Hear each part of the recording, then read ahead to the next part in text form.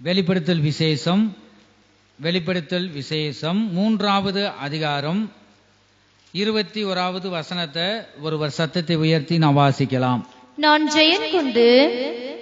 ஜெயங்கொண்டு என் பிதாவுடைய சிங்காசனத்திலே அவரோடு கூட உட்கார்ந்தது போல ஜெயம் கொள்ளுகிற விண்ணவனும் அவனும் என்னுடைய சிங்காசனத்தில் என்னோடு கூட உட்காரும்படிக்கு அருள் செய்வேன். இப்பொழுது வாசிக்க கேட்ட இந்த வசனத்தின் மூலமாக கர்த்தர் நம்மோடு பேசும்படியாக நாம் ஜெபிப்போம். எங்கள் அன்பின் இயேசுவே, நாங்கள் நம்மை துதிக்கிறோம், ஸ்தோத்திரிக்கிறோம். இப்பொழுது நாங்கள் வாசிக்க கேட்ட இந்த வசனத்தின் மூலமாக ஒவ்வொரு இருதயங்களில் நீங்க பேசும்படியாக நாங்கள் ஜெபிக்கிறோம். பெரிய காரியங்கள் நீங்க செய்யுங்க. அடியனை மறைத்து நீங்க வெளிப்படுங்க. ஒவ்வொரு இருதயத்திலும் உடைய வார்த்தைகள் ஆண்டவரே கர்த்தாவே இருதயத்துக்குள்ள போய் பேசட்டும். உங்களுடைய வார்த்தை ரட்சிக்கட்டும். கர்த்தாவே உடைய வார்த்தை ஒவ்வொருவரையும் உயிர்ப்பிக்கட்டும். உடைய வார்த்தை ஒவ்வொருவரையும் ஆசீர்வதிக்கட்டும். தொடர்ந்து நீங்க பேசுங்க, நாங்கள் கேட்கிறோம். இயேசு கிறிஸ்துவின் நாமத்தில் பிதாவே, ஆமென். கர்த்தருடைய பரிசுத்த நாமத்திற்கு மகிமை உண்டாகட்டும். நம்ம கால வேளையில தேவனுடைய சமூகத்துல நாம் இருக்கிறோம். நம்முடைய தேவன் நல்லவராகவே இருக்கிறார். கர்த்தருக்கு ஸ்தோத்திரம்.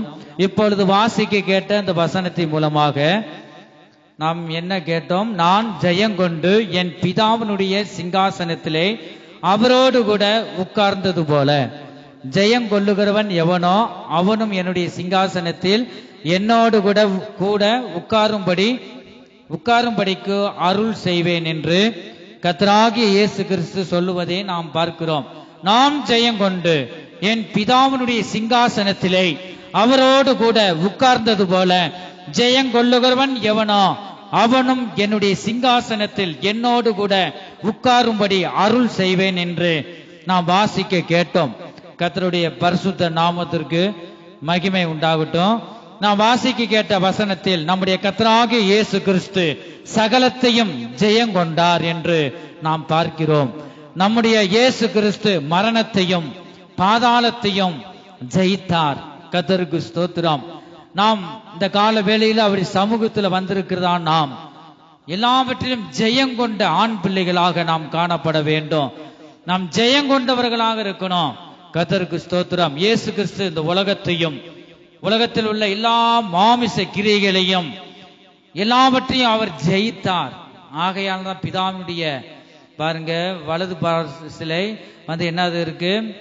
ஜெயங்கொண்டு பாருங்க பிதாவினுடைய சிங்காசனத்திலே அவரோடு கூட உட்கார்ந்தார். ஆனால் நம் ஜெயங்கொள்ளுகிறவன் எவனோ அவனும் என்னுடைய சிங்காசனத்தில் என்னோடு கூட உட்காரும்படி நம்முடைய கர்த்தராகிய இயேசு கிறிஸ்து நமக்கு அருள் செய்வார். கர்த்தருக்கு ஸ்தோத்திரம். அப்போஸ்தலர் நடபடிகள் 2வது அதிகாரம் 24வது வசனத்தை ஒருவர் வாசிக்க கேட்போம். தேவன் அவருடைய மரண உபாதிகளின் கட்டை அவிழ்த்து அவரை எழுப்பினார். எவரை எழுப்பினார்? இயேசு கிறிஸ்துவ. அவர் பாருங்க கல்வாரி சிலுவையில் இரத்தத்தை சிந்தி அவர் மரித்து அவர் கல்லறையில் அடக்கம் பண்ணப்பட்டார். மூன்றாவது நாளிலே பிதாவானவர் அவரால் உள்ள இருக்க முடியல. பாருங்க அவர் எழுப்பினார் என்று நாம் பார்க்கிறோம். அவர் மரணத்தினால் கட்டப்பட்டிருக்க கூடாதிருந்தது என்று வாசிக்கிறோம். கர்த்தருக்கு ஸ்தோத்திரம். அவர் ஜீவனோடு இருக்கிறார். அவர் பேசுகிற தேவனாய் இருக்கிறார்.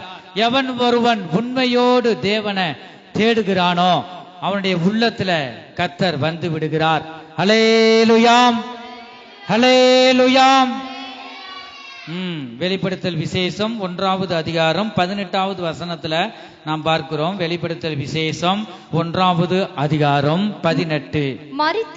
மரித்தேன் ஆனாலும் இதோ சதா காலங்களிலும் உயிரோடு இருக்கிறேன். ஆமென். நான் மரணத்திற்கும் பாதாளத்திற்கும் உரிய திறவுகோல்களை உடையவனாயிருக்கிறேன். பாத்தீங்களா? உடையவராயிருக்கிறேன் என்று நான் வாசிக்க கேட்டோம். கர்த்தருக்கு ஸ்தோத்திரம். இயேசு கிறிஸ்து உலகத்தையும் மாமிசத்தையும் ஜெயித்தார். அதுபோலவே நாம் எதை ஜெயிக்க வேணுமோ அதையெல்லாம் இந்த கடைசி நாட்கள் நாம் ஜெயிக்கத்தான் வேண்டும். கர்த்தருக்கு ஸ்தோத்திரம். நாம் ஜெயம் எடுக்க வேண்டுமானால் பரிசுத்த ஆவியானவரின் உதவி நமக்கு மிகவும் அவசியமாக இருக்கிறது. ஒரு காரியத்திலும் கூட ஒரு விடுதலை இல்லை, ஒரு காரியத்திலும் கூட விடுதலை இல்லை, சமாதானம் இல்லை. பாருங்க, நிம்மதி இல்லாதபடி ஜனங்கள் காணப்படுறாங்க. ஏன் இப்படி இருக்கிறது? ஒரு ஜெயம் எடுக்க முடியவில்லை. ஏன் ஜெயம் எடுக்க முடியவில்லை? உனக்குள் தேவ ஆவியானவர் இல்லை. தேவ ஆவியானவர் உனக்குள்ள இருந்தால் மாத்திரமே நீ சகலத்தையும் நீ ஜெயித்தவனாய் நீ காணப்படுவாய்.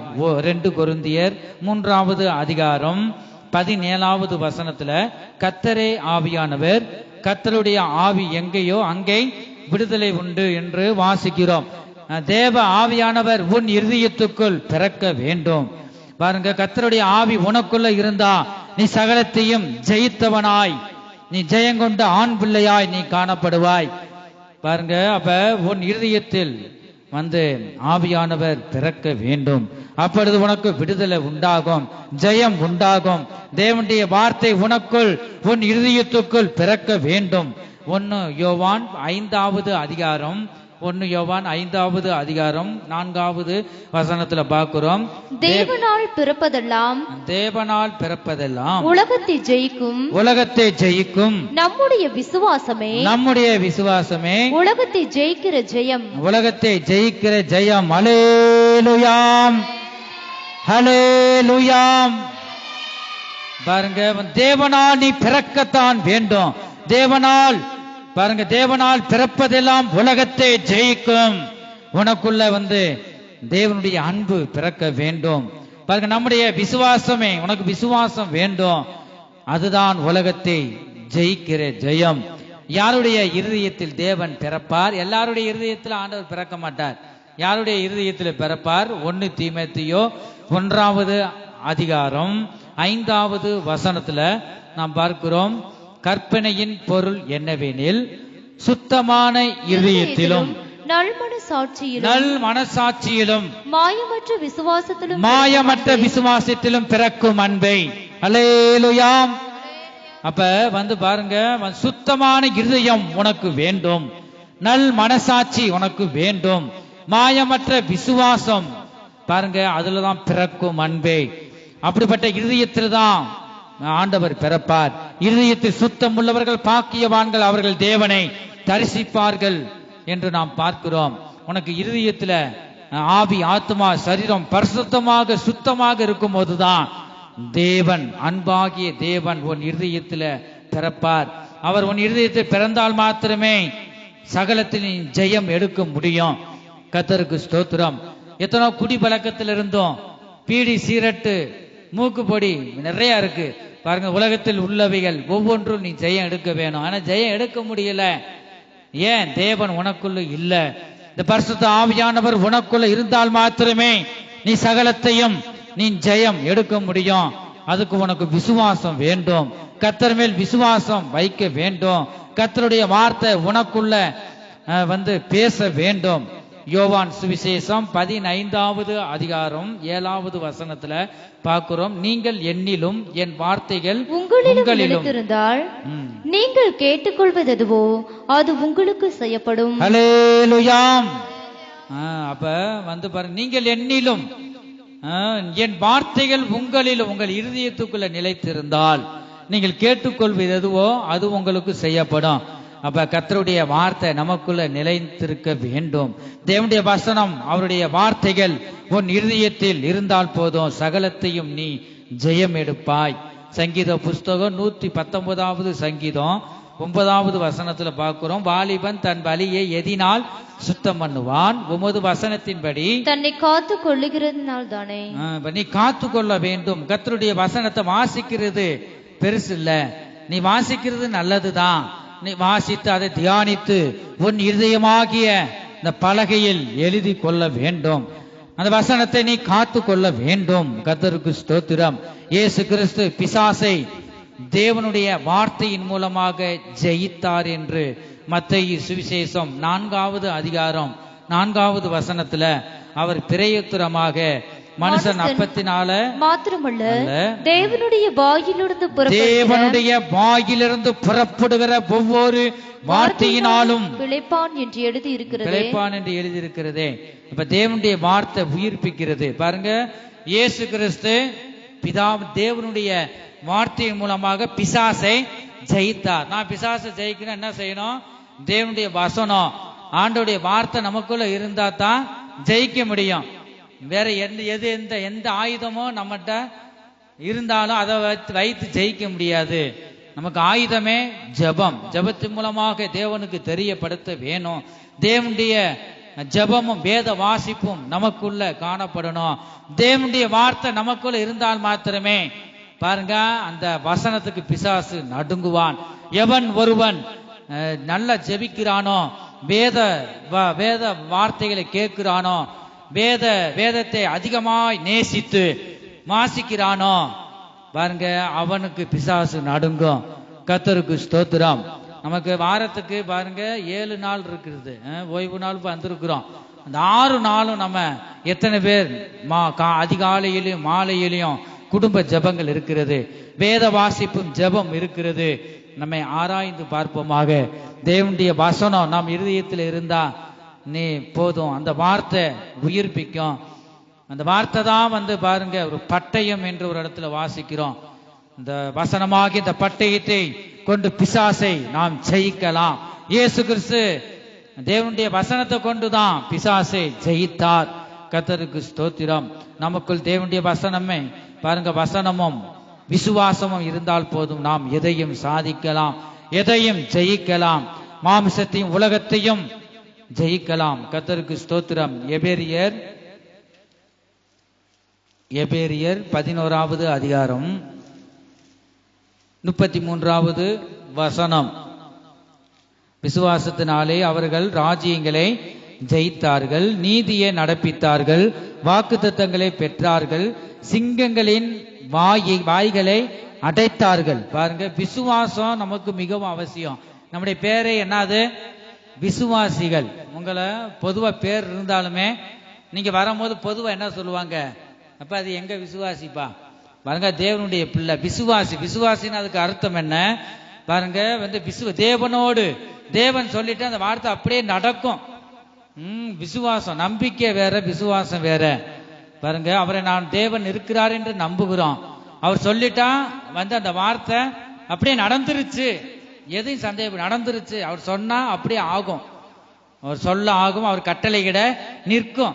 அவர் வார்த்தை சொல்லிட்டா அவ்வளவுதான், அவர் நடந்துருச்சுன்னு நம்ம என்ன செய்யணும்? விசுவாசிக்கணும். கர்த்தருக்கு ஸ்தோத்திரம். அவரே அன்பாக இருக்கிறார். விசுவாசம் நமக்கு மிகவும் அவசியம். விசுவாசமாகி இந்த ஆயுதத்தை அப்ப அந்த நாட்கள் இருக்கிற பரிசுத்தவான்கள் கைகளில எடுத்துக்கொண்டார்கள். விசுவாசத்தினாலே அவர்கள் ராஜ்யங்களை ஜெயித்தார்கள், நீதியை நடப்பித்தார்கள், வாக்குத்தத்தங்களை பெற்றார்கள், சிங்கங்களின் வாய்களை அடைத்தார்கள். கெச்சிக்கிற சிங்கம் போல பிசாசு வகை தேடி கொண்டிருக்கிறான், எவனடா விழுங்கலாம் என்று. எந்த குடும்பத்தில் பிரச்சனையை உண்டாக்கி அப்படியே கெடுக்கலாம் என்று வகை தேடி கொண்டிருக்கிறானா பாருங்க. அவனுடைய வாய்களை அடைத்தார்கள், சிங்கங்களின் வாய்களை அடைத்தார்கள் என்று நாம் பார்க்கிறோம். அதுக்கு விசுவாசம் நமக்கு மிகவும் அவசியம். விசுவாசம் இந்த கடைசி காலத்தில் மிகவும் நமக்கு அவசியமாய் இருக்கிறது. எபேரியர் 11வது அதிகாரம் 1வது வசனத்துல விசுவாசமானது நம்பப்படுகிறவர்களின் உறுதியும் காணப்படாதவைகளின் நிச்சயமாய் இருக்கிறது. விசுவாசமானது நம்பப்படுகிறவர்களின், நீ தேவனை முதலாவது நீ நம்ப வேண்டும். பாருங்க, அதுதான் விசுவாசம். அந்த உறுதியில தான் என்ன உனக்கு இருக்கு? நீ காணப்படாதவைகளை, நீ கேட்டுக்கொள்ளாத காரியங்களை அவர் காணாததை தருவார். சாலமோன் பாருங்க, ஞானத்தை கேட்டார், கேட்காததையும் ஐஸ்வர்யத்தையும் கொடுத்தார். நீ தேவனை முதலாவது நம்ப வேண்டும். பாருங்க, நம்பிக்கை, விசுவாசம், அன்பு, இவைகளில் அன்பே பெரியது என்று நாம் பார்க்கிறோம். கர்த்தருக்கு ஸ்தோத்திரம். விசுவாசமானது நம்பப்படுகிறவர்களின் உறுதி. அந்த உறுதியில தான் காணப்படாதவைகளை நிச்சயமா இருக்கிறது. காணாததை நீ விசுவாசிக்கிறதாம் விசுவாசம். நீ கண்டு விசுவாசிக்கிறவர்களை விட காணாமல் விசுவாசிக்கிறவர்கள் பாக்கியவான்கள். கர்த்தருக்கு ஸ்தோத்திரம். எபேரியர் 11வது அதிகாரம் 6வது வசனத்துல நாம் பார்க்கிறோம். நீங்க எபிரேயர் 11வது அதிகாரத்தை முழுமையாக வீடுகள்ல படிச்சு பாருங்க. விசுவாசம் நமக்குள்ள பெருகும். வாசிக்கிறோம், விசுவாசம் இல்லாமல் தேவனுக்கு பிரியமா இருப்பது கூடாத காரியம். ஏனென்றால் தேவனிடத்தில் சேருகிறவன் அவர் உண்டென்றும் அவர் தம்மை தேடுகிறவர்களுக்கு பலன் அளிக்கிறவர் என்றும் விசுவாசிக்க வேண்டும். ஹல்லேலூயா. சின்ன பிள்ளை சவுண்ட்லாம் குறைஞ்சிருச்சே. ஹல்லேலூயா. கர்த்தருக்கு ஸ்தோத்திரம். பாருங்க, இப்ப வாசிக்க கேட்ட இந்த வசனத்துல பாருங்க, விசுவாசிக்க வேண்டும். கர்த்தருக்கு ஸ்தோத்திரம். இன்னொரு முறை வாசி. விசுவாசம் இல்லாமல் தேவனுக்கு பிரியமாய் இருப்பது கூடாத காரியம். பாருங்க, விசுவாசம் இல்லாமல் தேவனுக்கு பிரியமாய் இருப்பது கூடாத காரியம். உனக்கு விசுவாசம் இல்லனா தேவனுக்கு நீ பிரியமாய் இருப்பது வேஸ்ட். இது கூடாத காரியம். என் அப்பா பரமபிதா நான் கேட்டுக்கொண்டதை தருவார் என்று அவரை முதல்ல நீ நம்பணும். இரண்டாவது, அவர் சொல்ற வார்த்தை அப்படியே நீ விசுவாசிக்கணும். என் ஜீவியத்துல நடந்து முடிஞ்சிருச்சு, அப்படியே நடக்கும் என்று நீ விசுவாசிக்க வேண்டும். பாருங்க, விசுவாசம் இல்லாமல் தேவனுக்கு பிரியமாய் இருப்பது கூடாத காரியம்.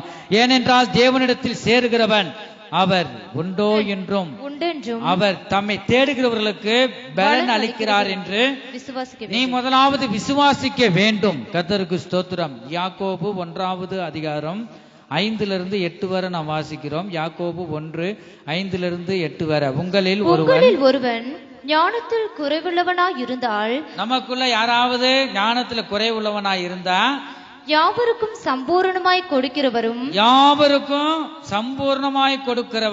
ஒருவரையும் கடிந்து கொள்ளாதவருமாகிய தேவனிடத்தில் கேட்க கடவன். அல்லேலூயா. நீ யார்கிட்ட கேட்கணுமா? தேவனிடத்தில் நீ கேட்கணும். உனக்கு ஞானம் வேணும்னா அவர் தான் ஞானமா இருக்கிறார், அவரே அன்பா இருக்கிறார். அவர்கிட்ட நீங்க கேட்கும் பொழுது தேவனிடத்தில் கேட்க கடவன், அப்பொழுது அவனுக்கு கொடுக்கப்படும். ஆனாலும் அவன் எவ்வளவாகிலும் சந்தேகம் வரக்கூடாது. பாருங்க, குடும்பத்துல அநேகர் சந்தேகம் அது ஒரு ஆவி. பாருங்க, அது ஒரு பிசாசின் ஆவி. சந்தேகம், அநேக சந்தேகப்பட்டு மனைவி அடிக்கிறது நீ கேள்விப்பட்டிருப்பீங்க. அநேகர் புருஷனை சந்தேகப்பட்டு புருஷரை மனைவி அடிக்கிற காலமா இருக்கு. பாருங்க, சந்தேக ஆவிகள். அப்ப சந்தேகம் உனக்கு வரக்கூடாது. ஆண்டவரோட ஒரு விண்ணப்பத்தை நீ பண்றனா, இதை தருவார், அவர் எனக்கு தந்து விட்டார். பாருங்க, அப்படியே நீ விசுவாசிக்க வேண்டும். நீ எவ்வளவாகிலும் கொஞ்சம் கூட விண்ணப்பம் பண்ணும்போது ஜெபிக்கும் போது எவ்வளவாகிலும் சந்தேகப்படாமல் விசுவாசத்தோடு கேட்க கடவன். சந்தேகப்படுகிறவன் காற்றினால் அடிக்கப்பட்டு அலைகிற கடலின் அலைக்கு ஒப்பாயிருக்கிறார். கடலுக்கு அலை பாருங்க, கடல்ல இருக்கிற அலை கரைக்கு வரும், மறுபடியும் உள்ள போகும், வரும் போகும். பாருங்க, அதனாலதான் இந்த கடலுடைய அலைக்கு ஒப்பிடுறாரு. சந்தேகப்படுகிறவன் காற்றினால் அடிபட்டு அலைகிற கடலின் அலைக்கு ஒப்பாயிருக்கிறார். அப்படிப்பட்ட மனுஷன் தான் கர்த்தரிடத்தில் எதையாகிலும் பெறலாம் என்று நினையாதிருப்பானாக. பாருங்க, இரு மனம் உள்ளவன் தன் வழிகளெல்லாம் நிலையற்றவனாயிருக்கிறான். தாழ்ந்த சகோதரன் தான் உயர்த்தப்பட்டதை குறித்து. கர்த்தருக்கு ஸ்தோத்திரம். அப்ப பாருங்க, நம்ம தேவனிடத்தில் சந்தேகம் இருந்தா நீ ஒரு நிமிஷம் கூட கேட்டா அவனுக்கு தரமாட்டார். நீ சந்தேகப்படாமல் ஒரு உறுதியோடு விசுவாசத்தோடு கர்த்தர் எனக்கு தருவார் என்று அந்த நம்பிக்கையில நீ ஜெபித்தால் மாத்திரமே உனக்கு ஆண்டவர் தருவார். இருமானம் இருக்கக்கூடாது. உலகத்திலையும் ஒரு காலு பாருங்க, தேவனுடைய ஆலயத்துக்கும் வர்றது, மற்ற எல்லாத்துக்கும் கலந்து கொள்வது, அது ஆண்டவர் விரும்ப மாட்டார். கர்த்தருக்கு ஸ்தோத்திரம். அப்ப இருமனம் இருக்கக்கூடாது. இருமனம் உள்ளவன் தன் வழிகளெல்லாம் நிலையற்றவனாயிருக்கிறான். எதிலுமே முன்னேற முடியாது. நீ ஒரே வழியில தான் இருக்கணும். ஒரே வழி இயேசுதான். அந்த வழியிலே சென்றாதான் உனக்கு சமாதானம் கிடைக்கும். போக வேண்டிய இடத்துக்கு போய் சேர முடியும். நாம் தேவனிடத்தில் சந்தேகப்படாமல் விசுவாசத்தோடும் நாம் கேட்க வேண்டும். லூக்கா சுவிசேஷம் 11வது அதிகாரம் 9-13 வரை நாம் பார்க்கிறோம். மேலும் நான் உங்களுக்கு சொல்லுகிறதாவது, கேளுங்கள் அப்பொழுது உங்களுக்கு கொடுக்கப்படும், தேடுங்கள் அப்பொழுது கண்டடைவீர்கள், தட்டுங்கள் அப்பொழுது உங்களுக்கு திறக்கப்படும். ஏனென்றால் கேட்கிறவன் எவனும் பெற்றுக் கொள்ளுகிறான், தேடுகிறவன் கண்டடைகிறான், தட்டுகிறவனுக்கு திறக்கப்படும். உங்களில் தகப்பனாயிருக்கிற ஒருவனிடத்தில் மகன் அப்பம் கேட்டால் அவனுக்கு கல்லை கொடுப்பானா? மீனை கேட்டால் மீனுக்கு பதிலாக பாம்பை கொடுப்பானா? அல்லது முட்டையை கேட்டால் அவனுக்கு தேளை கொடுப்பானா? பொல்லாதவர்களாக நீங்கள் உங்கள் பிள்ளைகளுக்கு நல்ல ஈவுகளை கொடுக்க அறிந்திருக்கும் போது பரமபிதாவானவர் தம்முடத்தில் வேண்டிக் கொள்ளுகிறவர்களுக்கு பரிசுத்த ஆவியை கொடுப்பது அதிக நிச்சயம் அல்லவா என்றார். இப்ப வாசிக்கு கேட்டு இந்த வசனத்துல நம்ம நல்லா கவனிக்கணும். கர்த்தருக்கு ஸ்தோத்திரம். அப்ப நம்ம அதே வசனம் பாருங்க, பரிசுத்த ஆவியை கொடுக்க அதிக நிச்சயம் அல்லவா. மத்தேயு சுவிசேஷம் 7வது அதிகாரம் 7லிருந்து 11 வரை நான் வாசிக்கிறோம். நன்மையானதை கொடுப்பது அதிக நிச்சயம் அல்லவா என்று அந்த வசனத்துல வாசிக்கிறோம். நாம் விசுவாசித்து தேவனில் அன்பு வைத்து நாம் கேட்க வேண்டும், அப்பொழுது நமக்கு கிடைக்கும். கர்த்தர் நமக்கு தரும் வரை நாம் கேட்டுக்கொண்டே இருக்க வேண்டும், அப்பொழுது நமக்கு கொடுக்கப்படும். தேடுங்கள், அப்பொழுது கண்டடைவீர்கள்.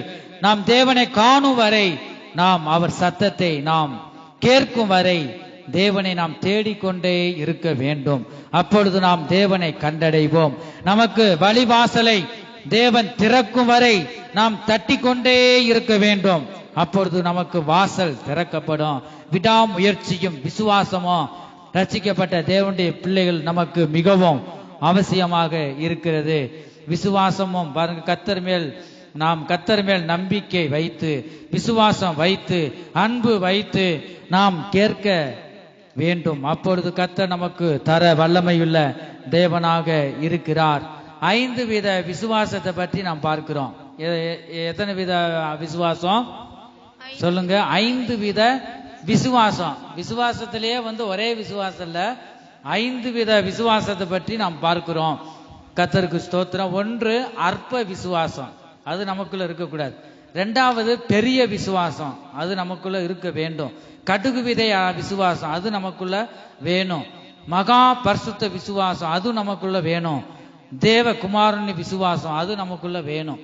பாருங்க, 5 வித விசுவாசத்தில் 4 வித விசுவாசமும் நமக்கு மிகவும் அவசியம். ஒன்று நாம் வாசிக்கிறோம், அற்ப விசுவாசம். மத்தேயு சுவிசேஷம் 6வது அதிகாரம் 30-31வது வசனமும் 30-31வது வசனத்தையும் நாம் பார்க்கிறோம்.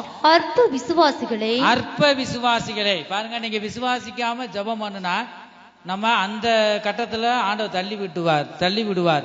அற்ப விசுவாசிகளே, இன்றைக்கு இருந்து நாளைக்கு அடுப்பிலே போடப்படும் காட்டுப்புல்லுக்கு தேவன் இவ்விதமாய் உடுத்துவித்தால் உங்களுக்கு உடுத்துவிப்பது அதிக நிச்சயம் அல்லவா. ஆகையால் எண்ணத்தை உண்போம், எண்ணத்தை குடிப்போம். அதை ஒருபோதும் நீங்க நான் ரட்சிக்கப்பட்டு விசுவாசியா இருக்கிற காலத்துல 2-3 வகை அத்தனை வசதி இருந்துச்சு. அப்ப கல்யாணம் ஆகிறதுக்கு முன்னாடி 4-5 கூட்டாவது இருக்கணும். அப்பளப்பு, நாட்டுக்கோழி முட்டை, கோழி தான் வளர்ப்போம், புறா குஞ்சு வதன்னு இருக்கும். தட்டை பெருசா தான் இருக்கும். அப்படி இருந்தா படிப்பு மண்டையில எப்படி ஏறும் பாருங்க. ஏதோ வேலைக்கு போற மாதிரி தூக்கு செட்டில தான் சாப்பாடே கொண்டு போவோம், டிஃபன்ல காணாது. அந்த மாதிரி இப்பதான் சாப்பிட முடியல. அங்க போனாலும் அப்புறம் டீச்சர் ஏதாவது சொல்லிட்டாங்கன்னா லவாப்பழம், கொய்யாப்பழம், வேற நிறைய இருக்கும், மாம்பழம், தோடம் வச்சிருப்போம். டீச்சர்கிட்ட கூட சரி பண்ணிடுது, அதை அடிக்காது. நாளை போய் கொண்டு வா, அப்பதான் உன்னை அடிக்க மாட்டேன் பாருங்க. டீச்சர் அப்ப எங்களுக்கு சொல்லி தந்த காலத்துல பாருங்க அப்படிலாம் இருந்தது. அப்ப அவங்க சொல்லிட்டா அப்படியே பை நிறைய கொண்டு போவேன் பாருங்க. அப்ப எல்லாம் பெருசு பேக்கெல்லாம் இல்லை. அப்ப நாங்க படிக்கும் போதெல்லாம் அது ஒரு மாதிரி இருக்கும் அந்த பை பாருங்க. அப்படிலாம் கொண்டு போவோம் நிறைய, ஏதோ வியாபாரம் விற்கிற மாதிரி கொண்டு போவேன் மரத்துல எடுத்து பாருங்க. அப்படி இருந்து மண்டையில என்ன செய்யல, படிப்பு ஏறல பாருங்க. அதை ஞானிகளை வெட்கப்படுத்தும்படி நம்மள மாதிரி பைத்தியவான்களை கர்த்தர் தெரிந்து கொண்டார் என்று பார்க்கிறோம். அப்ப கர்த்தருடைய சித்தம் இருக்கிறது. கர்த்தருக்கு ஸ்தோத்திரம். நம்ம என்ன செய்யணும், எண்ணத்தை உண்போம். ஐயோ இன்னைக்கு என்ன கூட்டு, 1-2 இருந்தா நான் திருப்தி இருக்காது எனக்கு. எங்க அம்மாவை நல்லா வச்சு தரோம், எங்க வீட்டுல அப்படிதான் வைப்போம்.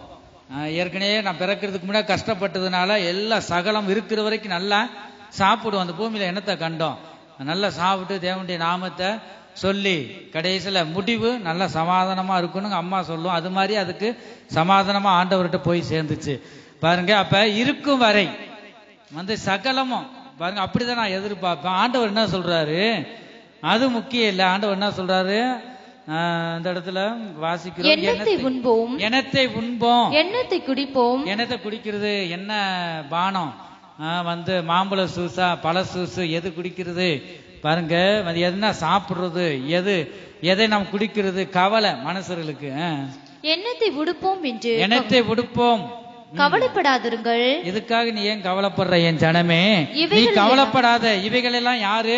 அஞ்ஞானிகள் நாடி தேடுகிறார்கள். அஞ்ஞானிகள் நாடி தேடுறாங்க. பாருங்க, நம்ம ஒருபோதும் கவலைப்படக்கூடாது. இந்த போதும் பாருங்க, இந்த அற்ப விசுவாசிகள் தனிப்பட்ட தேவைகளை குறித்து எப்பொழுதும் கவலைப்படுறாங்க. சோதனைகளையும் பரீட்சைகளையும் பார்த்து பயப்படுகிற ஜனங்கள் இவர்கள் தான் அற்ப விசுவாசிகள் என்று நாம் பார்க்கிறோம். கர்த்தருக்கு ஸ்தோத்திரம். நாம் வாசிப்போம். இரண்டாவது என்ன? இப்ப முதலாவது என்ன பார்த்தோம்? அற்ப விசுவாசம். இது நமக்குள்ள இருக்கக்கூடாது. முதலாவது தேவனுடைய ராஜ்யத்தையும் அவருடைய நீதியும் தேடுங்கள், அப்பொழுது இவைகள் எல்லாம் உங்களுக்கு கூட கொடுக்கப்படும். சரீரத்துக்குரிய தேவைகள் எல்லாவற்றையும் தருவார். அற்ப விசுவாசம், விசுவாசத்தில் அற்ப விசுவாசம், இது ஒருபோதும் நமக்குள்ள வரக்கூடாது. இரண்டாவது என்ன? பெரிய விசுவாசம். முதலாவது என்ன விசுவாசம்? அற்ப விசுவாசம். இரண்டாவது சொல்லுங்க, உங்க சத்தம் உயரட்டும். இரண்டாவது பெரிய விசுவாசம். மத்தேயு சுவிசேஷம் 8வது அதிகாரம் 5 10 வரை வாசிக்கிறோம். மத்தேயு சுவிசேஷம் 8வது அதிகாரம் 5 10 வரை வாசிக்கிறோம். இயேசு கப்பர்நகூமில் பிரவேசித்த போது 100க்கு அதிபதி ஒருவன் அவரிடத்தில் வந்து, ஆண்டவரே, என் வேலைக்காரன் வீட்டிலே திமிர்வாதமாய்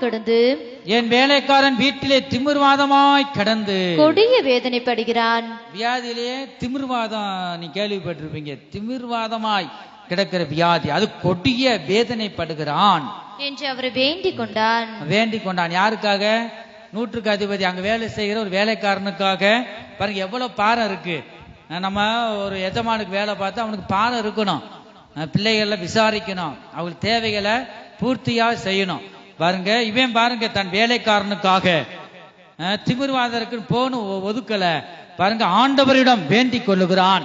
கொடிய வேதனைப்படுகிறான் ஆண்டவரே என்று வேண்டிக் கொண்டான். அதற்கு இயேசு, நான் வந்து அவனை சொஸ்தமாக்குவேன் என்றார். நீ பயப்படாத, உன்னுடைய பிள்ளைக்காக நீ கேட்கல பாரு, வேலைக்காரனுக்காக பரிந்து பேசுற, நீ பயப்பட வேண்டாம், நான் வந்து அவனை சொஸ்தமாக்குவேன் என்றார். 100க்கு அதிபதி பிரயோத்தரமாக என்னது? மறுமொழியாக 100க்கு அதிபதி பிரயோத்தரமாக, ஆண்டவரே, நீர் என் வீட்டுக்குள் பிரவேசிக்க நான் பாத்திரன் அல்ல. நீர் என் வீட்டுக்குள் பிரவேசிக்க நான் பாத்திரன் அல்லப்பா.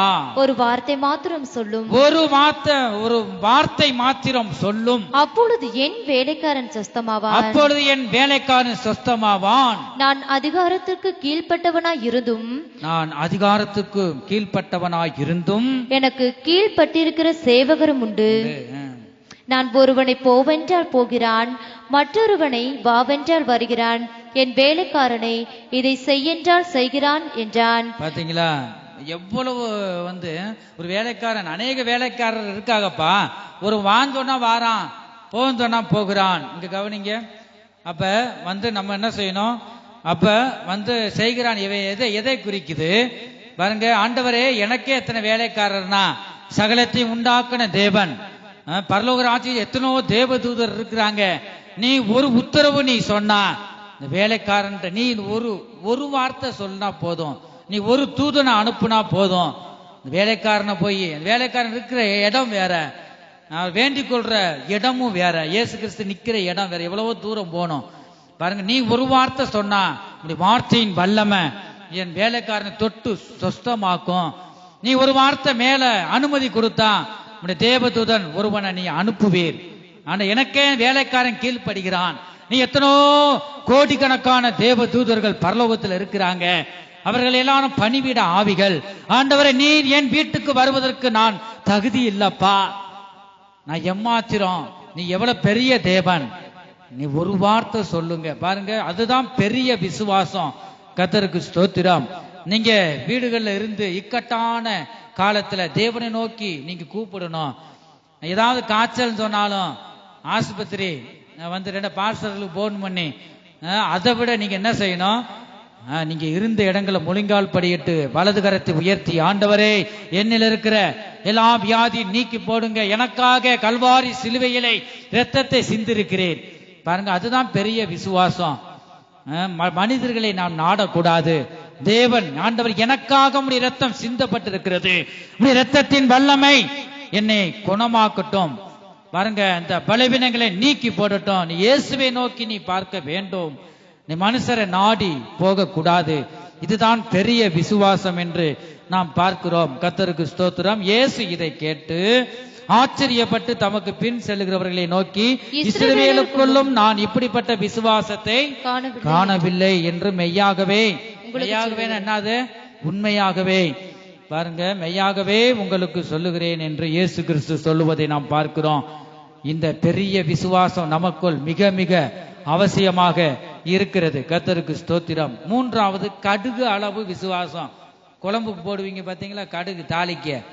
இந்த கடுகை ஏன் சொன்னாரு? அதுல பெரிய ஒரு சத்தியம் இருக்கிறது. மூன்றாவது என்னது? கடுகு அளவு விசுவாசம். முதலாவது என்ன சொன்னேன்? அற்ப விசுவாசம். 2 பெரிய விசுவாசம். இப்ப 3 கடுகு அளவு விசுவாசம். மத்தேயு சுவிசேஷம் 17வது அதிகாரம் 14வது வசனத்திலிருந்து 21வது வசனத்து வரை நாம் வாசிக்கிறோம்.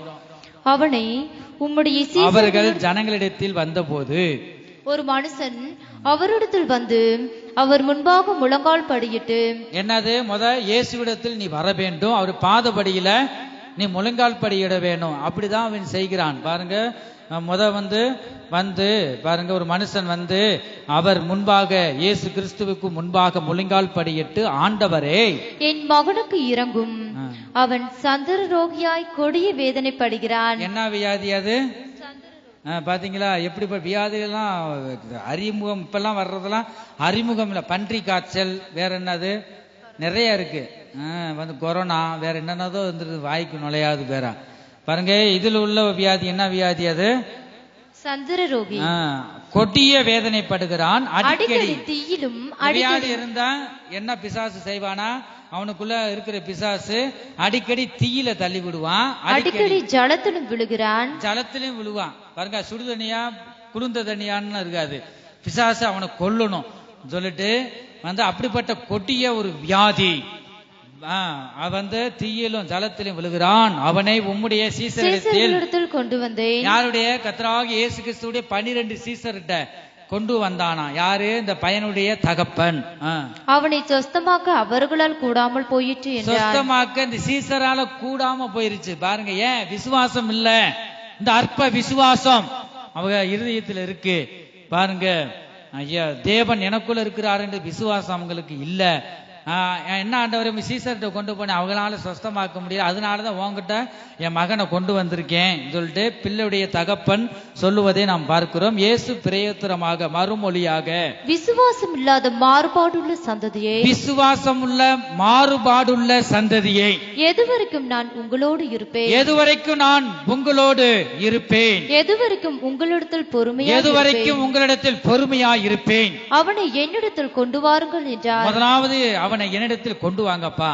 இயேசு பிசாசை அதட்டினார். இயேசு பிசாசை அதட்டினார். உடனே அது அவனை விட்டு புறப்பட்டது. அந்நேரமே இந்த இளைஞன் சொஸ்தமானார். ஹல்லேலூயா, கர்த்தருக்கு ஸ்தோத்திரம். பாருங்க, சொஸ்தமானான். அப்பொழுது சீசர்கள் என்ன சொல்றாங்க? இயேசுவிடது தனித்து வந்து, கூட்டத்துல கேட்டா கேவலப்பட்டு போயிடுவான். என்ன ஆண்டவர், எங்களால் ஏன் துரத்த முடியல? தனித்து வந்து கேட்கிறாங்க.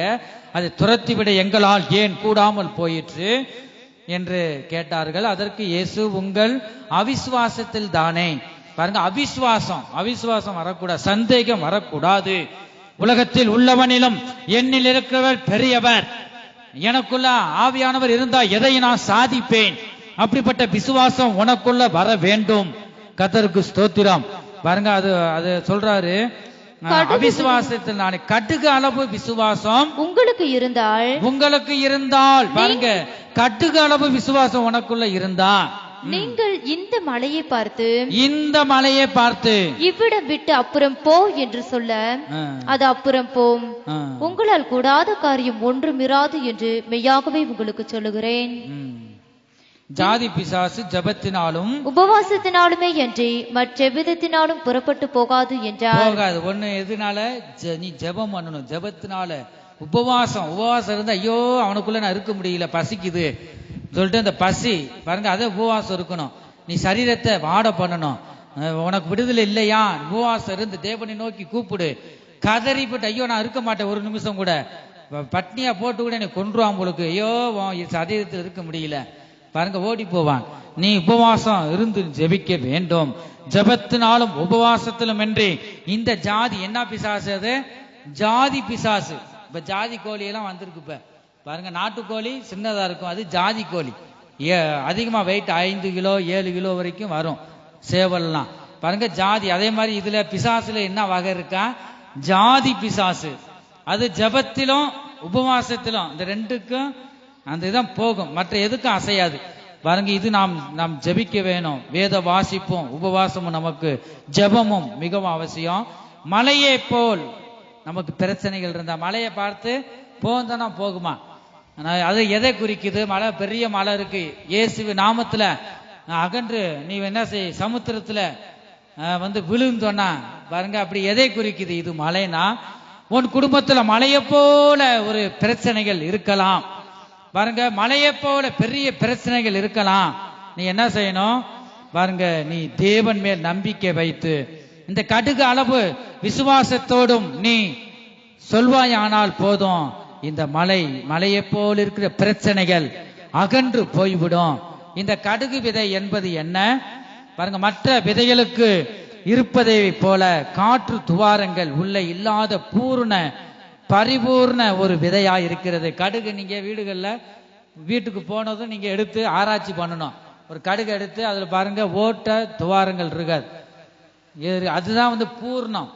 கடுகு சிறிதா இருக்கு பாருங்க, இந்த கடுகு போட்ட பெரிய மரமாகுமா? கடுகு சின்னதுதான். கடுகு அளவு விசுவாசம் உனக்கு இருந்தா போதும் ஜனமே, நீ எதையும் சாதிக்கலாம்னு சொல்றாரு ஆண்டவர் பாருங்க. கடுகு காற்று துவாரங்கள் உள்ள இல்லாத பூர்ணமான ஒரு விதையாய் இருக்கிறது. ஆகவேதான் இயேசுவானவர் கடுகு விதையை பற்றி சொன்னார். கடுகளவு விசுவாசம் என்பது ஒரு உறுதியான விசுவாசத்தை காட்டுகிறது. நீ உறுதியான ஒரு விசுவாசம் உடைய மகளாய் நீ காணப்பட வேணும். நீ உறுதியில்தான் காணப்படாதவைகள் நிச்சயமாய் இருக்கிறது. விசுவாசமானது நம்பப்படுகிறவர்களின் உறுதியும். கடுகளவு விசுவாசம் என்பது ஒரு உறுதியான விசுவாசத்தை காட்டுகிறது. ஊழியர்களுக்கும் சரி விசுவாசிகளும் சரி, இந்த கடுகளவு பூர்ண விசுவாசம் நமக்கு மிகவும் அவசியமாய் இருக்கிறது. நாம் ஊழியம் செய்யவும், பிசாசுகளை துரத்தவும், மற்றவர்களை ரட்சிப்புக்குள்ளாக வழி நடத்தவும் இந்த கடுகளவு விசுவாசம் நமக்கு மிக மிக அவசியமாகவே இருக்கிறது. நல்ல போராட்டம் போராடி ஜெயித்தே நித்திய ஜீவனை நான் பெற்றிடவே. நல்ல போராட்டம் போராடி ஜெயித்தே நித்திய ஜீவனை நான் பெற்றிடவே. விசுவாசத்தில் நிலைத்திடுவோம், அசையாது அழைப்பினை காத்து கொள்வோம். விசுவாசத்தில் நிலைத்திடுவோம், அசையாது அழைப்பினை காத்து கொள்வோம். நல்ல போராட்டம் போராடி ஜெயித்தே நித்திய ஜீவனை நாம் பெற்றிடவே. நல்ல போராட்டம் போராடி ஜெயித்தே நித்திய ஜீவனை நாம் பெற்றிடவே. விசுவாசத்தில் நிலைத்திருப்போம், அசையாது அழைப்பினை காத்து கொள்வோம். விசுவாசத்தில் கரங்களை தட்டி ஆமென். அசையாது அழைப்பினை காத்து கொள்வோம். ஹல்லேலூயா.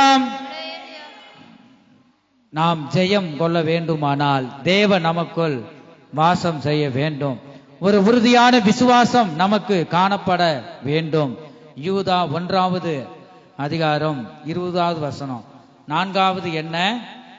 மகா பரிசுத்தமான விசுவாசம். 4வது மகா பரிசுத்தமான விசுவாசம். நமக்குள்ள விசுவாசத்தோடு கூடிய பரிசுத்தம் நமக்கு மிகவும் அவசியம். ஒன்று எது பார்த்தோம்? அற்ப விசுவாசம். 2 பெரிய விசுவாசம். 3 என்னது? கடுகளவு விசுவாசம். 4 மகா பரிசுத்த விசுவாசம். யூதா 1வது அதிகாரம் 20வது வசனம்.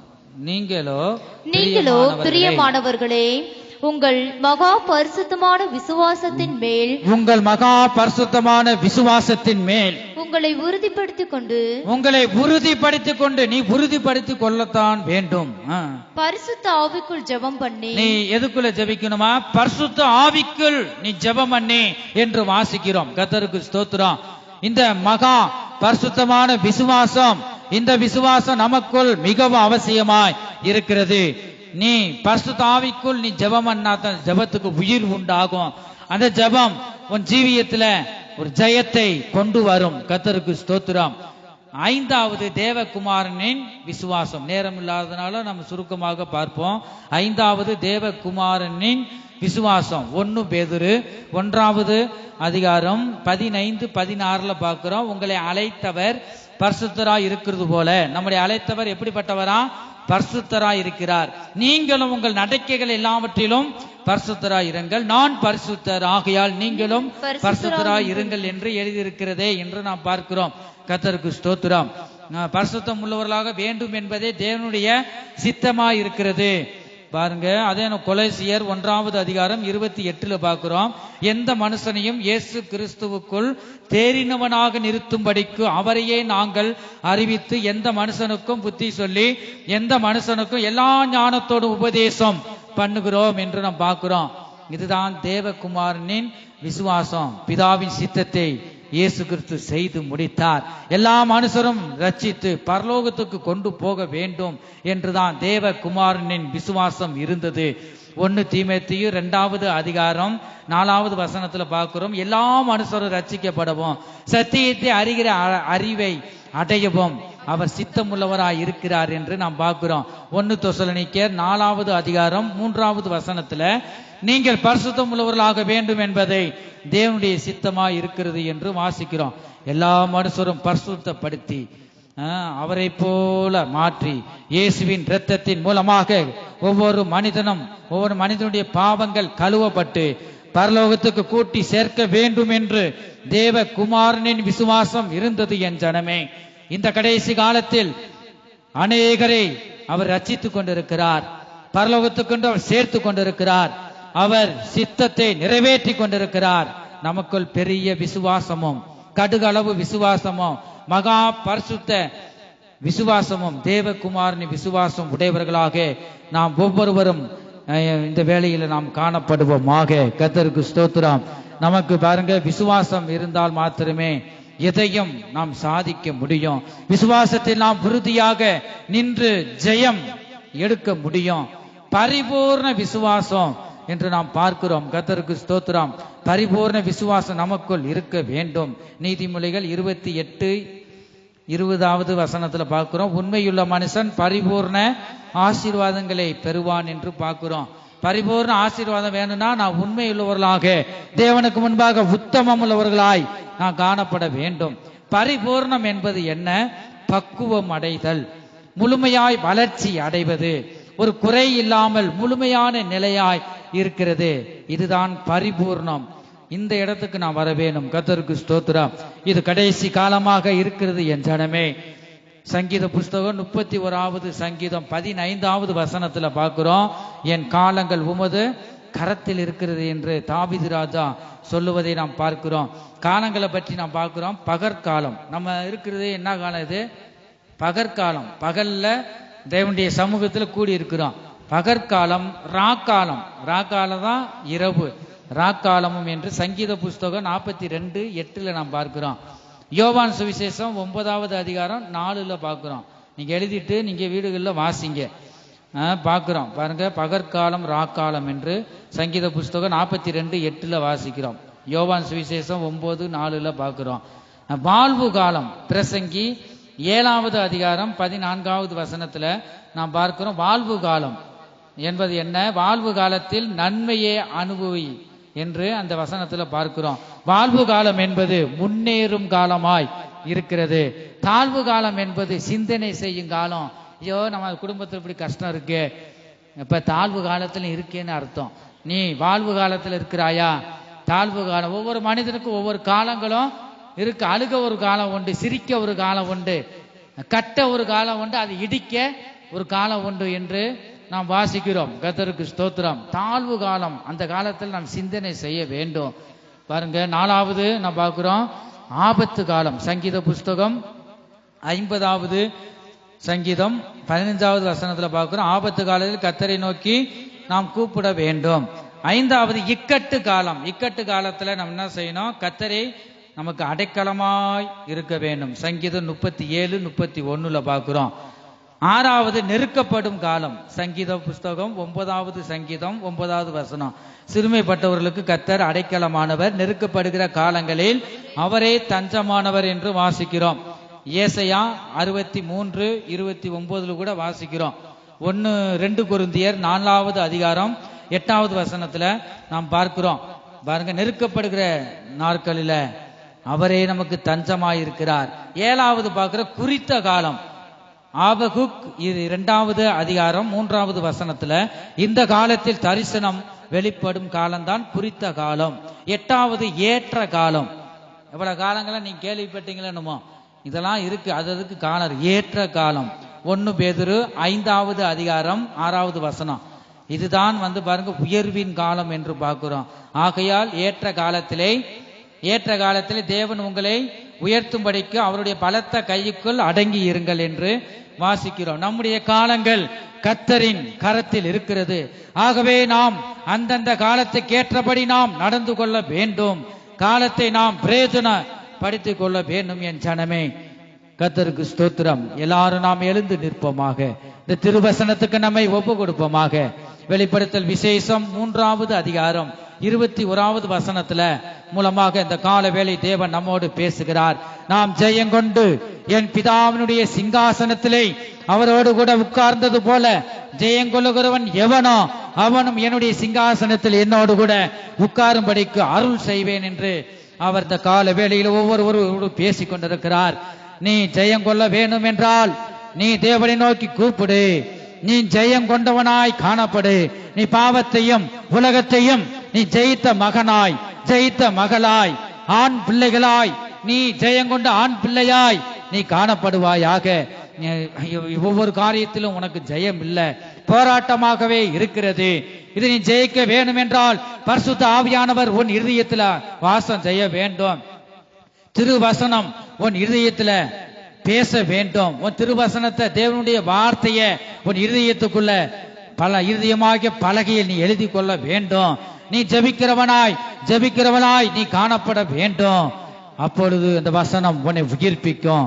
பாருங்க, நீ ஜெயம் கொள்ள தேவன் உனக்குள்ள இருந்தால் மாத்திரமே நீ ஜெயத்தை ஆண்டவர் கட்டளையிடவும். எல்லா பாவத்தையும் சாபத்தையும் நீ ஜெயம் கொள்ளத்தான் வேண்டும். இயேசு கிறிஸ்து உலகத்தையும் மாமிசத்தையும் ஜெயித்தவராய் பிதாவின் சிங்காசனத்திலே வீற்றிருக்கிறார். அதுபோலவே நீ ஜெயம் கொண்டால் இயேசு கிறிஸ்துவின் பக்கத்திலே நம்மளை உட்கார வைப்பார், உட்காரும்படி அருள் செய்வார். என் ஜனமே, இந்த வேளையை கண்களை மூடுவோம். இந்த திருவசனத்துக்கு நம்மை ஒப்பு கொடுப்போம். ஆண்டவரே, ஒவ்வொரு காரியத்திலும் ஜெயம் எடுக்க ஆண்டவரே ஜெயத்தின் ஆவியை எனக்கு கட்டளை இடுங்க. ஆண்டவர் ஜெயமாகிய ஆண்டவரே நீ உதவி செய்யுங்க. ஜெபமே ஜெயம். நீ ஜெபம் பண்ணுனா இந்த ஜெபம் ஜெயமாய் மாறும். என் ஜனமே, இந்த வேளையில் அவரை நோக்கி நீ பார்ப்பாயாக. நாம் ஜெயம் கொண்டு பாருங்க, அப்படி சிங்காசனத்தில் நாம் வீட்டு இருக்க இயேசு கிறிஸ்து ஜெயம் கொண்டது போல நாம் ஒவ்வொருவரும் ஜெயம் கொண்டு மாமிசத்தையும் உலகத்தையும் ஜெயித்து அவரோடு உட்காரும்படி கர்த்தர் ஒவ்வொருவருக்கும் உதவி செய்வாராக. கர்த்தருக்கு ஸ்தோத்திரம். காணியேற்புதம் வானத்திலே மணிமாதிவலோர் பெரும் அதிசயமே. காணியேற்புதம் வானத்திலே மணிமாதிவலோர். கரங்களை தட்டி உற்சாகத்துடன் நீ ஜெயமெடுத்து மகவாய் சேர்த்திட தேவ சிங்காசனத்தே ஜெயமெடுத்தோரான் மகவாய் சேர்த்திட தேவ சிங்காசனத்தே கிறிஸ்துவின் நிறைவென்னும் பூரணமே வர விசுவாசத்தில் இணைந்தோங்கிடுவோ கிறிஸ்துவின் நிறைவென்னும் பூரணமே வர விசுவாசத்தில் இணைந்தோங்கிடுவோ தேவபுத்திரர் வெளிப்படவே வேதனை கொண்டவர் அலறுகிறார் தேவபுத்திரர் வெளிப்படவே வேதனை கொண்டவர் அலறுகிறார் யாவையும் ஆளுமோரான் மகவே அவளின்றிடும் வேலை வந்ததினால் யாவையும் ஆளுமோரான் மகவே அவளின்றிடும் வேலையும் வந்ததினால் நாவினோடு நீ சூத்தரையே வீழ்த்தி தம்பவ வலு சர்ப்பமே விண்ணோடு நீ சூத்தரையே வீழ்த்தி தன்வாளர் வலு சர்ப்பமே விழுங்கிட ஆவலாயான் மகவே அது வெளிப்புடன் அவர் முன்னை நீக்கிறதே விழுங்கிட ஆவலாயான் மகவே அது வெளிப்புடன் அவள் முன்னை நீக்கிறதே ஜெயமெடுத்தோரான் மகவா கரங்களை தட்டி உற்சாகத்துடன் இவர் சிங்காசனத்தில் ஜெயமெடுத்தோர் ஆன்மகவாய் சேர்த்திட தேவ சிங்காசனத்தை கிறிஸ்துவின் நிறைவென்னும் பூரணமே வர விசுவாசத்தில் இணைந்தோங்கிடுவோ கிறிஸ்துவின் நிறைவென்னும் பூரணமே வர விசுவாசத்தில் இணைந்தோங்கிடுவோ ஜெயமெடுத்தோர் ஆன்மகவாய் சேர்த்திட தேவ சிங்காசனத்தை ஜெயமெடுத்தோர் ஆன்மகவாய் சேர்த்திட தேவ விஜயம் நடக்கத்தான் வேண்டும் என் ஜனமே கிறிஸ்துவின் நிறைவேறும் பூரணமே வர விசுவாசத்தில் இணைந்தோங்கிடுவோ கிறிஸ்துவின் நிறைவேறும் பூரணமே வர விசுவாசத்தில் இணைந்தோங்கிடுவோ ஜெயமெடுத்தோர் ஆன்மகவாய் சேர்த்திட தேவ சிங்காசனத்தை ஜெயமெடுத்தோர் ஆன்மகவாய் சேர்த்திட தேவ சிங்காசனத்தை கிறிஸ்துவின் நிறைவேறும் பூரணமே வர விசுவாசத்தில் இணைந்தோங்கிடுவோ கிறிஸ்துவின் நிறைவேறும் பூரணமே வர விசுவாசத்தில் இணைந்தோங்கிடுவோ ஜெயமெடுத்தோர் ஆன்மகவாய் சேர்த்திட தேவ சிங்காசனத்தை ஜெயமெடுத்தோர் ஆன்மகவாய் சேர்த்திட தேவ சிங்காசனத்தை கிறிஸ்துவின் நிறைவேறும் பூரணமே வர விசுவாசத்தில் இணைந்தோங்கிடுவோ கிறிஸ்துவின் நிறைவேறும் பூரணமே வர விசுவாசத்தில் இணைந்தோங்கிடுவோ கிறிஸ்துவின் நிறைவேறும் பூரணமே வர விசுவாசத்தில் இயேசுவே இறங்கும் ஆண்டவரே நிச்சயத்தை கட்டளையிடுவீராக நிவாரத்தையும் மாமிசத்தையும் ஜெயித்தது போல நாங்கள் ஒவ்வொன்றிலும் ஜெயிக்க ஆண்டவரே ஜெயத்தை கட்டளையிடுவீராக ஓ மகிமை ஜெயமடக்க அது கேட்ட கிருபையை தாங்க வல்லம வல்லம வல்லம வல்லம வல்லம தேவ வல்லம வல்லம பலமாய் இறங்கட்டும் இயேசுவே இறங்கும் ஆவியானவரே இறங்கும் அப்பா பிதாவே மனம் இறங்கும் இயேசுவே வல்லம வல்லம தேவ வல்லமை கிறிஸ்துவின் நிறைவேறும் பூரணமே வர விசுவாசத்தில் ஹல்லேலூயா ஜெயம் கொடுக்கும் தேவனுக்கு கோடி கோடி ஸ்தோத்திரம் வாழ்வளிக்கும் ராஜாவுக்கு வாழ்நாளெல்லாம் ஸ்தோத்திரம் ஜெயம் கொடுக்கும் தேவனுக்கு கோடி கோடி சோத்திரம். வாழ்வளிக்கும் இயேசு ராஜாவுக்கு வாழ்நாளெல்லாம் சோத்திரம். அல்லேலூயா அல்லேலூயா பாடுவே ஆனந்த துணியார் உயர்த்தவே. அல்லேலூயா அல்லேலூயா பாடுவே ஆனந்த துணியார் உயர்த்தவே. ஜெயம் கொடுக்கும் தேவனுக்கு ஒவ்வொருவருக்கும் நீ ஜெயத்தை கட்டளையிடுவீராக. வாழ்வளிக்கும் இயேசு ராஜாவுக்கு வாழ்நாளெல்லாம் சோத்திரம். ஜெயம் கொடுக்கும் மகிமை மகிமை மகிமை மகிமை. கரங்களை தட்டி கரங்களை தட்டி இயேசுவே வாழ்வளிக்கும் சகலத்தையும் ஜெயம் எடுக்க சோத்திரம். ஜெயம் கொடுக்கும் மகிமை மகிமை மகிமை மகிமை. கர்த்தருடைய ஆவியினாலே நிரப்பப்படுவோம். கர்த்தருடைய ஆவியானவர் கர்த்தருடைய ஆவியானவர் கர்த்தருடைய ஆவி எங்கே வருகிறது? ஜெயம் கொடுக்கும் அல்லேலூயா. கோடி கோடி சோத்திரம். வாழ்வளிக்கும் ராஜாவுக்கு வாழ்நாளெல்லாம் சோத்திரம். ஜெயம் கொடுக்கும் தேவனுக்கு கோடி கோடி சோத்திரம். வாழ்வளிக்கும் ராஜாவுக்கு வாழ்நாளெல்லாம் சோத்திரம். வல்லமை வல்லமை வல்லமை மகிமை மகிமை. அல்லேலூயா.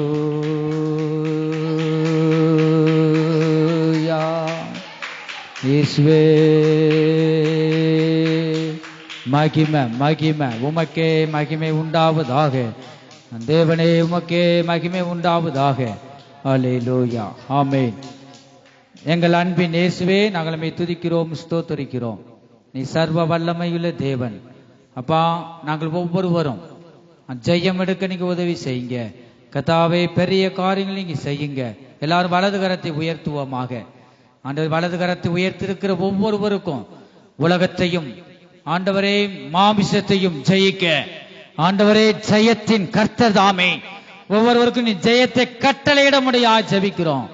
நாங்கள் ஒவ்வொருவரும் நாங்கள் ஜெயம் எடுக்க நீங்க உதவி செய்யுங்க ஆண்டவர். பெரிய காரியங்கள் நீங்க செய்யுங்க ஆண்டவரே. ஜெயம் எடுக்கும் கர்த்தர் தாமே ஒவ்வொரு இதயத்திலும் ஆளுகை செய்யுங்க இயேசு கிறிஸ்துவின் நாமத்தில் பிதாவே, ஆமென். கர்த்தர் தாமே ஜெபங்களை கேட்டபடியா கரங்களை தட்டி கர்த்தரை ஸ்தோத்திரிப்போம். ஸ்தோத்திரம் ஸ்தோத்திரம். ஆரம்பம் முதல் முடிவு வரை ஒவ்வொரு பகுதியிலும் கர்த்தர் தாமே நடத்தி தந்தபடியால் நாம் கரங்களை தட்டி கர்த்தரை ஸ்தோத்திரிப்போம். ஸ்தோத்திரம் ஸ்தோத்திரம் ஸ்தோத்திரம். பிதா குமாரன் பரிசுத்த ஆவியானவருக்கே துதி கனம் மகிமையும் எல்லாவருக்கே செலுத்தி ஸ்தோத்திரிப்போம். ஸ்தோத்திரம் ஸ்தோத்திரம் ஸ்தோத்திரம். எங்கள் அன்பின் இயேசுவே நாங்கள் உம்மை துதிக்கிறோம் ஸ்தோத்திரிக்கிறோம் கர்த்தாவே. பாடல் பகுதியை நீர் ஆசீர்வதித்தபடியால் ஸ்தோத்திரம். ஆராதனை பகுதியை நீர் ஆசீர்வதித்தபடியால் ஸ்தோத்திரம். ஆண்டவரே, நீர் எங்களோடு பேசின தீர்க்க தரிசன வார்த்தைகளுக்காக ஸ்தோத்திரம். ஆண்டவரே, சங்கீத பகுதிக்காக ஸ்தோத்திரம். சாட்சி சொன்ன ஒவ்வொருவருக்காக ஸ்தோத்திரம். அந்த குடும்பங்களை நீ பாதுகாத்து கொள்ளுங்க. அநேக வருகிற நாட்கள் அநேக சாட்சிகளை ஆண்டவரை நீ எழுப்ப முடியாக நாங்கள் ஜெபிக்கிறோம். ஆண்டவரே ஸ்தோத்திரம் கர்த்தாவே. ஆண்டவரே, நீர் எங்களோடு பேசின ஜீவனுள்ள வார்த்தைகளுக்காக ஸ்தோத்திரம். ஆண்டவரே, நீர் எங்களோடு பேசினீரே. நான் ஜெயங்கொண்டு என் பிதாவினுடைய சிங்காசனத்திலே அவரோடு கூட உட்கார்ந்தது போல ஜெயங்கொள்ளுகிறவன் எவனோ அவனும் என்னுடைய சிங்காசனத்தில் என்னோடு கூட உட்காரும் படிக்கு அருள் செய்வேன் என்று நீர் எங்களோடு பேசினீர். நீர் உலகத்தையும் மாமிசத்தையும் சகலத்தையும் நீ ஜெயித்தது போல நாங்களும் கர்த்தாவே ஜெயித்து ஆண்டவரை ஜெயிக்கிற அந்த கிருபையை தாங்க. எல்லா காரியங்களும் நாங்கள் ஜெயங்கொண்ட ஆண் பிள்ளைகளாய் ஆண்டவரை நாங்கள் மாற கிருபை செய்யுங்க. ஆண்டவரை ஜெயங்கொண்டவர்களாய் காணப்பட்டு உண்மை சந்திக்க எங்களை ஒவ்வொருவரையும் ஆயத்தப்படுத்துங்க. ஆண்டவருக்கு வந்திருக்கிற ஒவ்வொருவரையும் நீங்க ஆசீர்வதிங்க. பூமிக்குரிய ஆசீர்வாதத்தினாலும் பரலோகத்துக்குரிய ஆசீர்வாதத்தினாலும் நிரப்புங்க. மனதில் எது எது வேண்டிக் கொண்டு உம்முடைய ஆலயத்துக்கு வந்தார்களோ அந்த விண்ணப்பங்கள் எல்லாவற்றையும் இயேசு கிறிஸ்துவின் நாமத்தினாலே ஆண்டவரே நிறைவேறட்டும். ஆண்டவரே, தொடர்ந்து சிறு பிள்ளைகள் ஒவ்வொருவரையும் நீங்க ஆசீர்வதிங்க.